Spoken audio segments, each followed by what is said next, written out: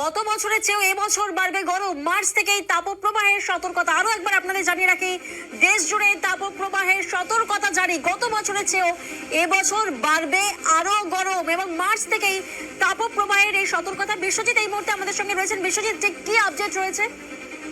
দেখো, গত 30 বছরের গড় তাপমাত্রা যদি আমরা দেখি, তাহলে সেই গড় তাপমাত্রা থেকে এবছর মার্চ মাস থেকে মে মাস পর্যন্ত এই 3 মাসে যে গরম থাকে, সেই গরমে তাপমাত্রা সর্বনিম্ন তাপমাত্রাটা স্বাভাবিকের উপরে থাকবে।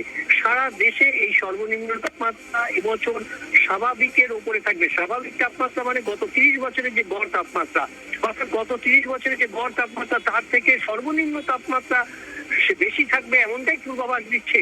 লং রেঞ্জ ফোরকাস্ট দিয়েছে আবহাওয়া দপ্তর, মৌসুম ভবন, তাতে এই কথাটাই উল্লেখ করেছে। এবং শুধুমাত্র সর্বনিম্ন তাপমাত্রা নয়, সর্বোচ্চ তাপমাত্রাও দেশের বেশিরভাগ অংশেই তাপমাত্রা স্বাভাবিকের থেকে, অর্থাৎ গড় তাপমাত্রা থেকে বেশি থাকবে, এমনটাই। শুধুমাত্র কোস্টাল এলাকায় কিছুটা এই তাপমাত্রা নর্মাল থাকবে, এমনটা বলছে আবহাওয়া দপ্তর। হিট ওয়েভ, এই গরমের সময় মার্চ মাস থেকে মে মাস পর্যন্ত হিট ওয়েভ থাকে আমরা জানি, এবং এই হিট ওয়েভ নর্থ ওয়েস্ট এবং সেন্ট্রালে বেশি থাকে। এবং এই হিট ওয়েভের সংখ্যাও এবছর অন্যান্য বছরের তুলনায় বাড়বে, অর্থাৎ গত 30 বছরের যে স্বাভাবিক, সেই স্বাভাবিক সংখ্যার থেকে এবার হিট ওয়েভের সংখ্যাও বাড়বে।